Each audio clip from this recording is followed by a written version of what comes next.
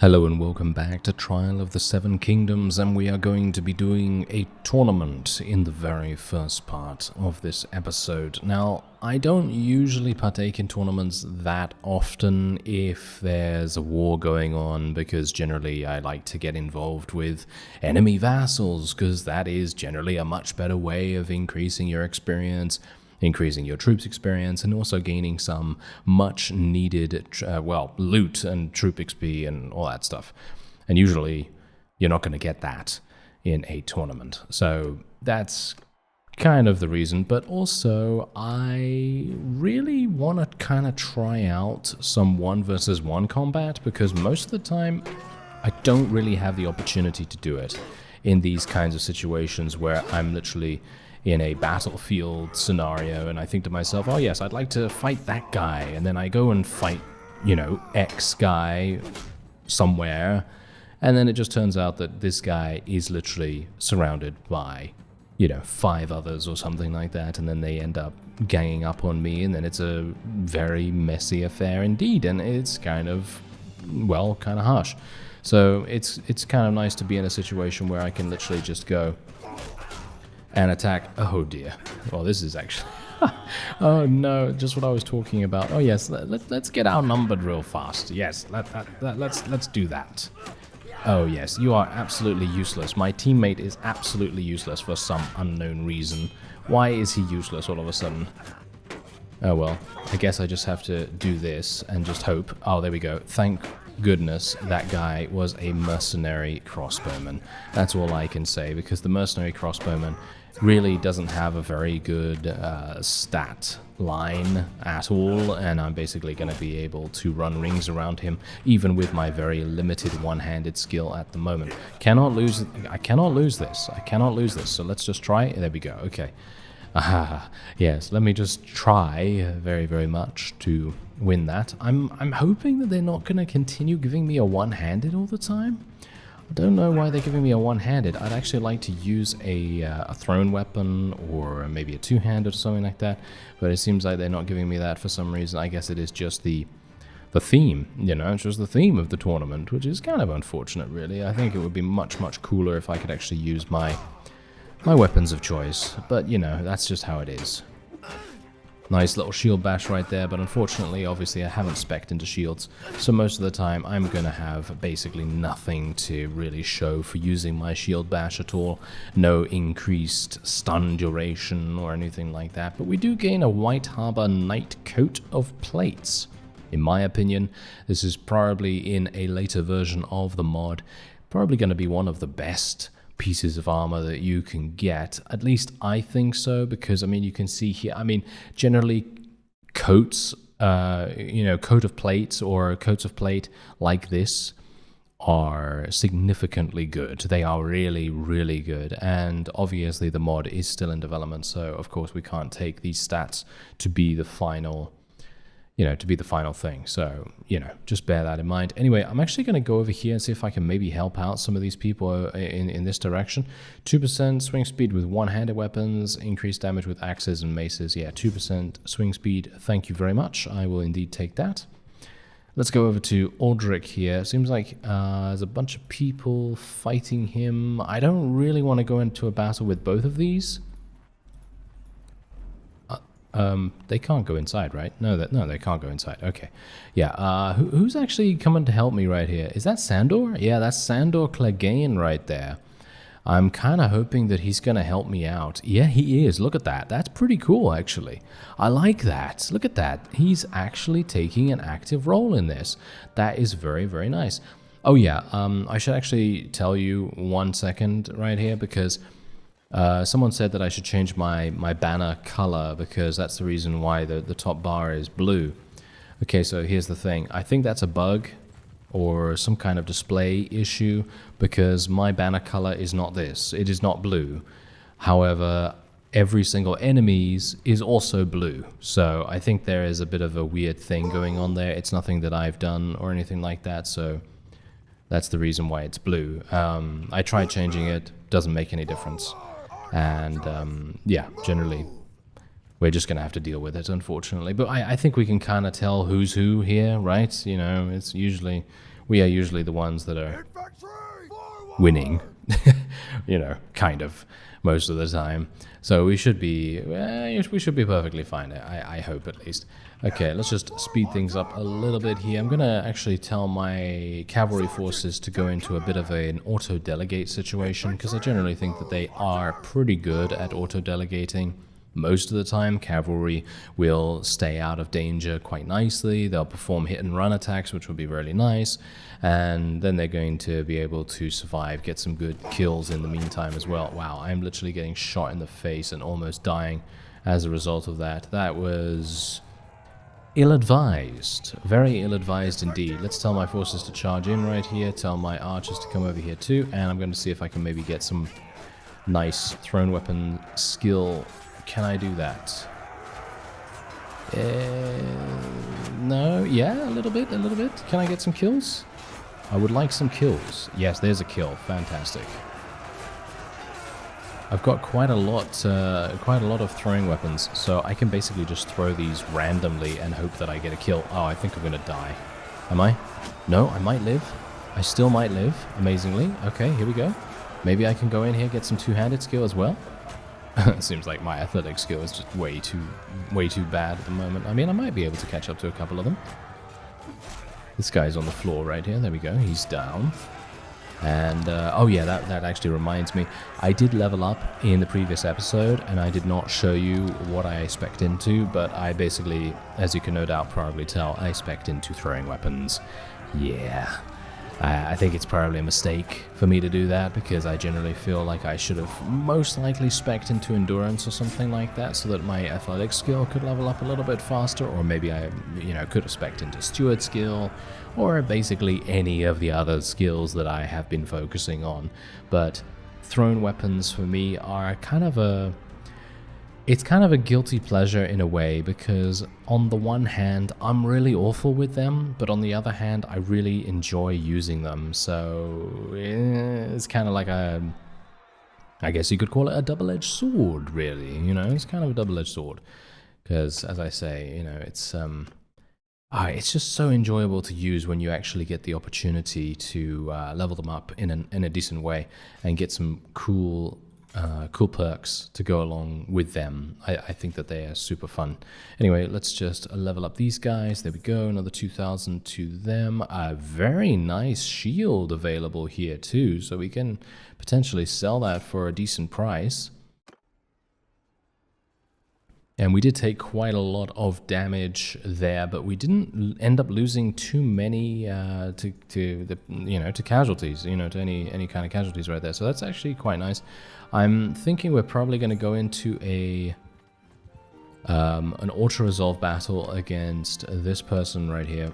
I don't think it's really necessary for me to go into a manual one, and we're just going to basically take them out.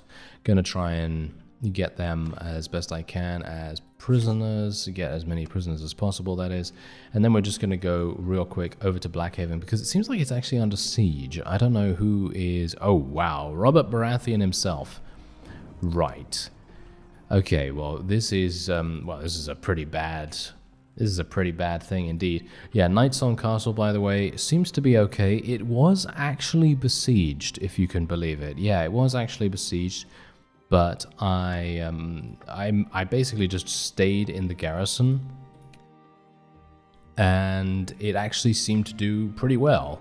That was it. I just stayed in the garrison, and they left after a while. They didn't actually go in to begin the siege or anything like that. Anyway, I'm actually going to place these prisoners in here, because they are automatically recruiting prisoners thanks to the improved garrison mod, so hopefully they're going to be able to do that, because I have a very sparse garrison at the moment, and I'd like to be able to see a much larger one if at all possible. Blackhaven might not be under siege very soon, because I saw Titus. Oh, actually, never mind. Titus just literally went right on by, and he is completely ignoring Robert Baratheon's attack for some reason.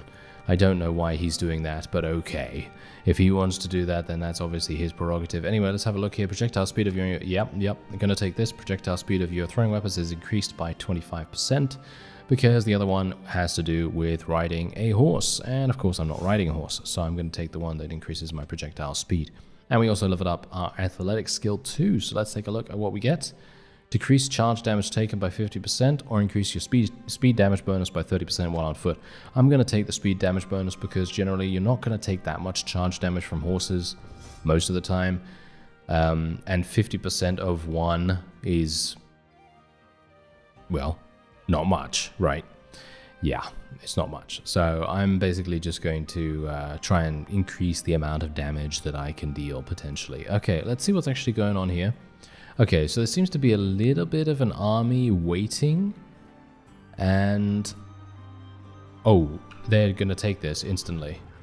Right? Yeah, as you can see.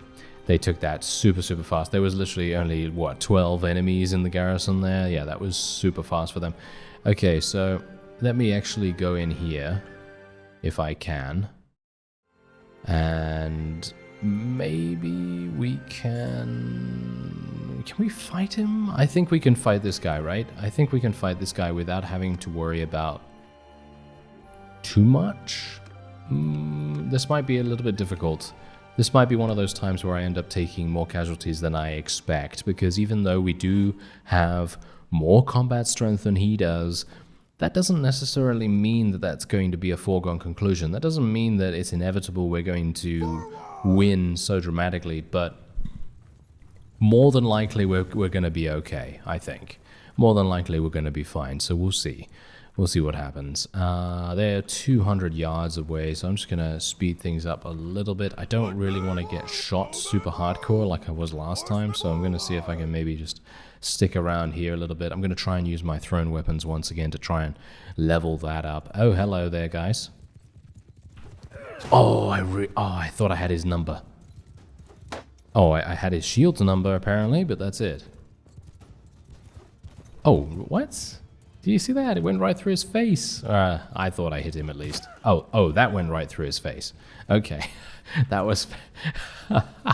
That's the kind of situation I really love. You know, those kinds of things where you literally think to yourself, oh, I'm definitely going to hit this guy, and then you end up missing.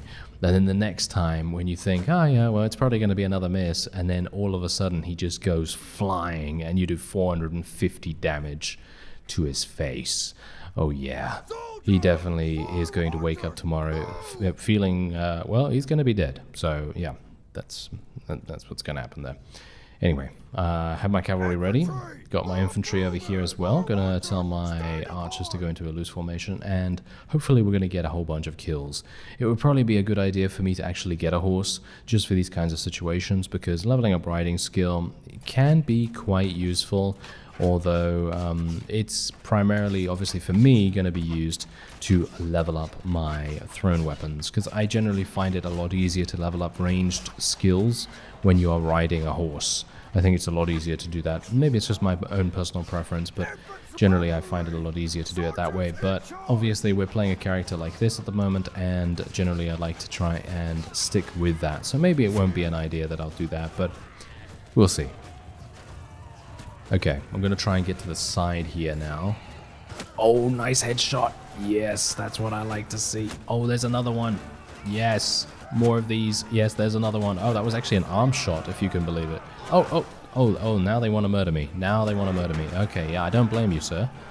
I really don't blame you. Okay, could you just leave me alone real quick, though? Because I have a very large sword, and I doubt you want to get hit by it. There we are. Okay, now they're actually running, which is fantastic. Oh, unfortunately, that guy literally got killed as he was running, and now that makes it a lot more difficult for me to actually get any kills. Oh well. Seems like that is indeed a very, very convincing victory. I'm actually kind of surprised. I mean, yeah, you know, we did have the advantage to begin with, but I thought to myself, oh, we're probably gonna sustain a couple of casualties. I was imagining around, I don't know, 15 to 20 deaths in total, and maybe about 30 to 40 casualties from, you know, wounded and things like that. And then maybe like, I don't know, 60 or so casualties in total. But no, we actually did not have that one bit, and we were basically just murdering the guy, you know, 6 ways from Sunday, basically. So yeah, that's kind of that kind of makes me think that we could probably take on a much larger army than I anticipate, because, I mean, you can see here, look at that, we're leveling up even more troops. 36, look at that. 36 troops, that's crazy. Alright, so Evenfall is still under siege. Blackhaven is still under siege. There's a Greyjoy over there as well, by the way. Yara is over there. And, well, maybe they're going to do something over there. I'm not entirely sure. Let's go into the dungeon real fast because I want to put my prisoners in there. Hopefully my improved garrison mod is actually going to do something. It feels to me like it's being very slow. I don't actually know why that is. I don't know why it's being so slow now for some reason. Because before I quit beforehand, you know, in the just after the previous episode, it was recruiting really fast, but now it's taking a very long time to do its thing. So it's a bit strange. Anyway, I have the ability to get this town.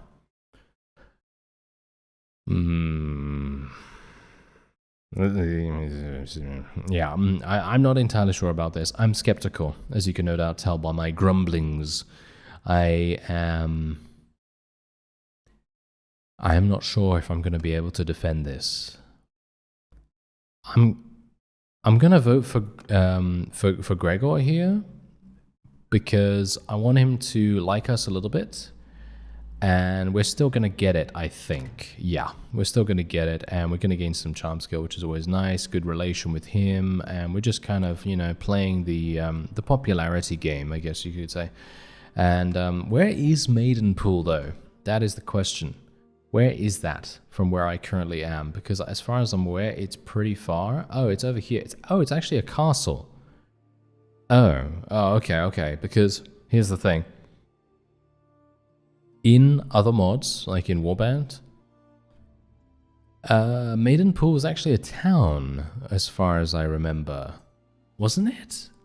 Like in a Clash of Kings, wasn't it a town?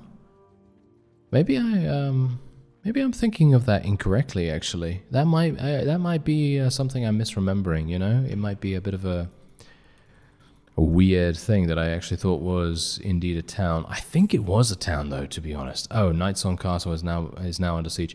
Okay, I might be able to do something here. I might be able to. Let's see if I can get there in time. Where is Nightsong Castle? It's over here, right? Yeah, there it is. Okay, let's have a look. Oh. They ran away. Well, I guess that put paid to that, didn't it? Yep, that put paid to that. Okay, so there's another vote going on. It's going to go to this guy, I suppose. I'm actually not entirely sure who I should schmooze with now, because I do have 198 influence. I don't know. I mean, this guy does not like me one bit, so it might make sense for me to, get a little bit of extra relation with him, or I could get some relation with this guy. He's merciful, so that might be kind of cool. Okay, let's do it with this guy. Obviously, the vote sometimes does not even go our way, even if I spend 100 influence or anything like that. I don't really care about that, because all I care about is the influence. I mean, shall we say you are technically gaining influence in a statistical manner, but you're gaining influence with the vassal themselves. So you're gaining relation with them, basically. That's the kind of thing I'm talking about. And we did get some charm skill as well. So towns get a +10 security bonus, or towns get a +10 loyalty bonus. I'll go for the loyalty bonus. I think the governor thing works, but yeah, sometimes it does, sometimes it doesn't. I'm not entirely sure whether I am correct about that, so we'll have to do some testing on that, and then we'll figure that out. But yeah, someone actually said that I should rejoin the North. Okay, so now here's the thing.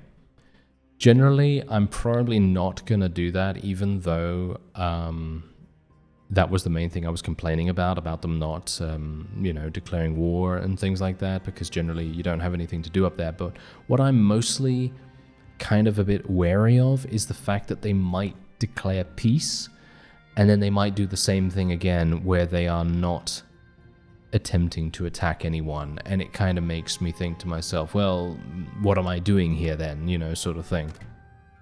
And I kind of don't want that to be a thing anymore.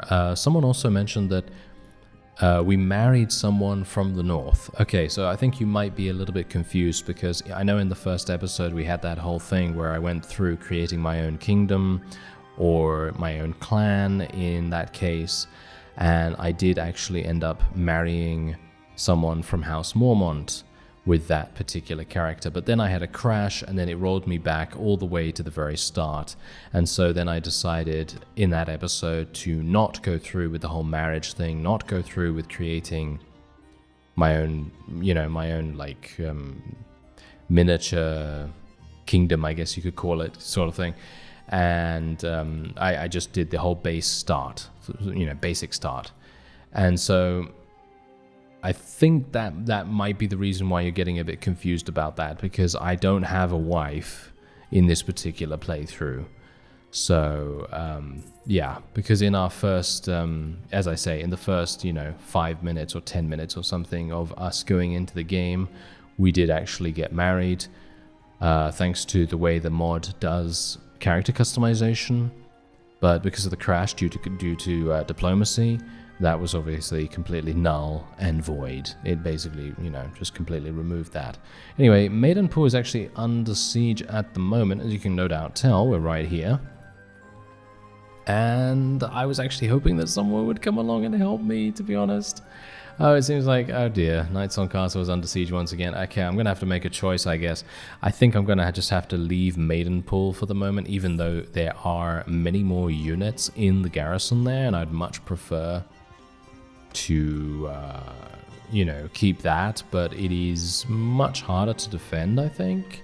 Yeah, I think we could probably... Do you think we can win this? We might be able to win this. This might... Oh, this would be a big deal. This would be a huge deal if we were able to do this. I'm going to go for Parade, because in my opinion, Parade is an absolutely fantastic perk. Every single time I have taken Parade, it has basically saved the loyalty of a particular town. It is so incredibly powerful. It really is. And I highly recommend taking it yourself as well. Okay, so a courier with a peace offer. They offer you... Oh!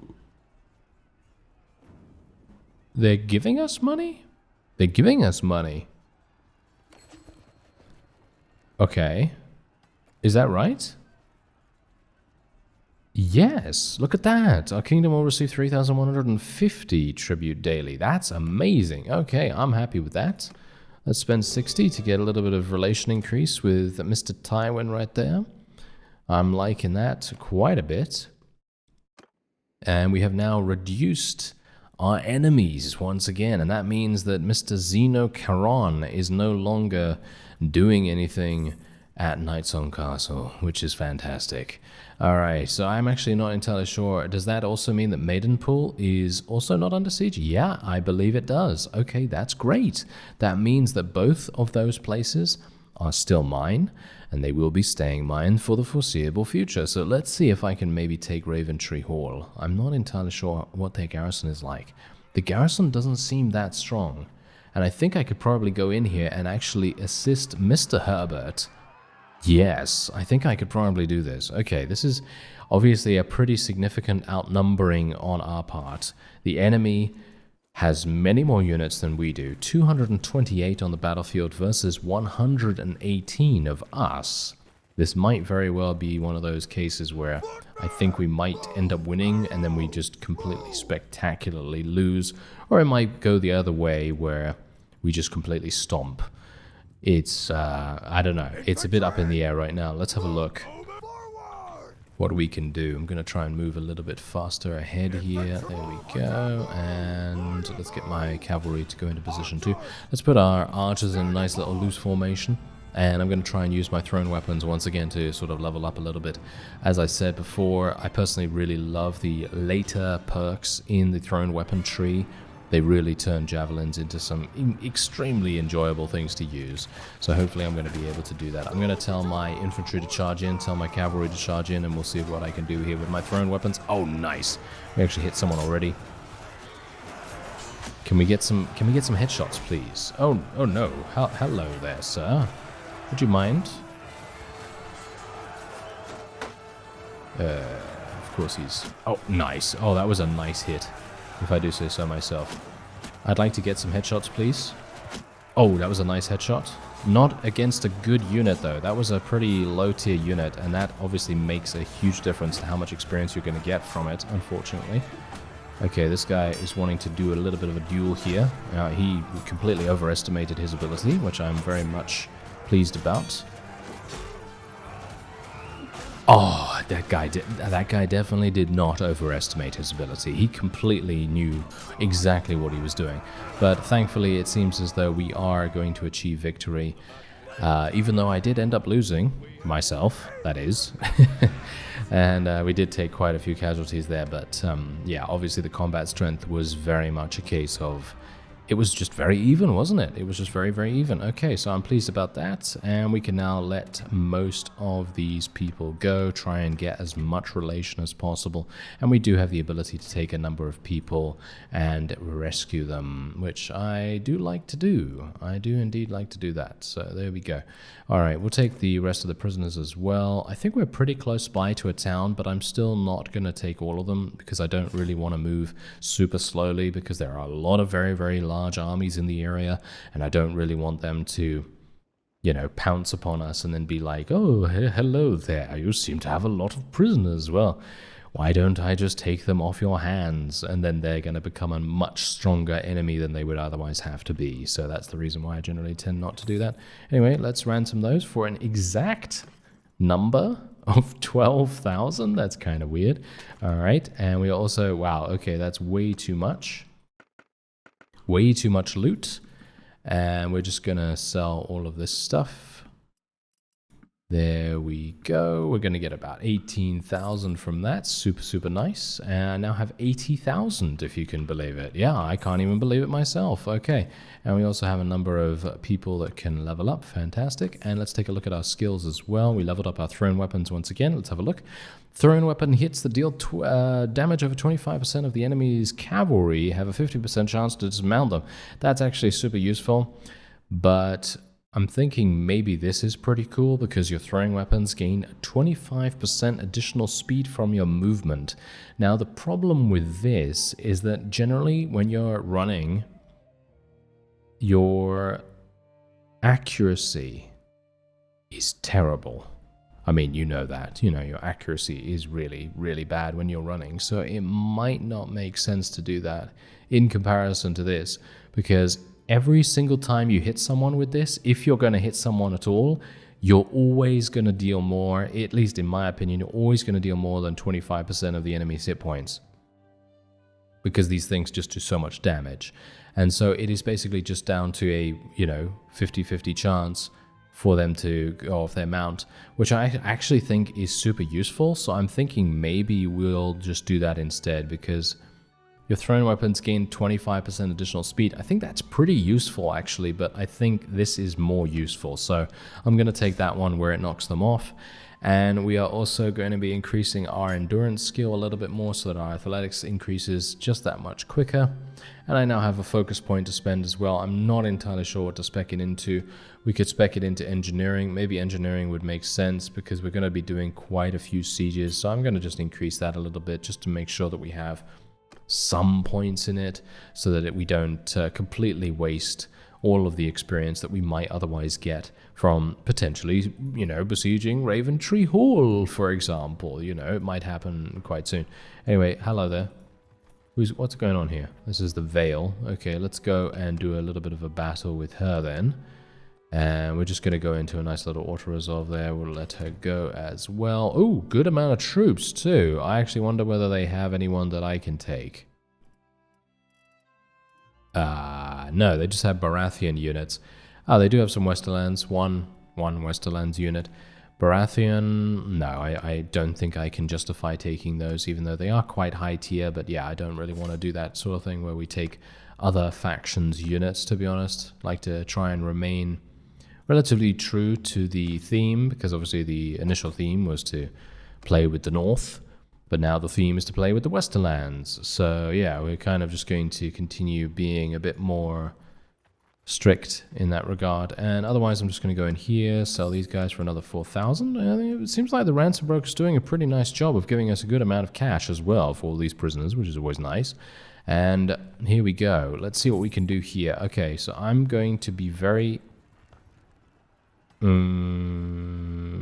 yeah, we're going to have some issues here, I think.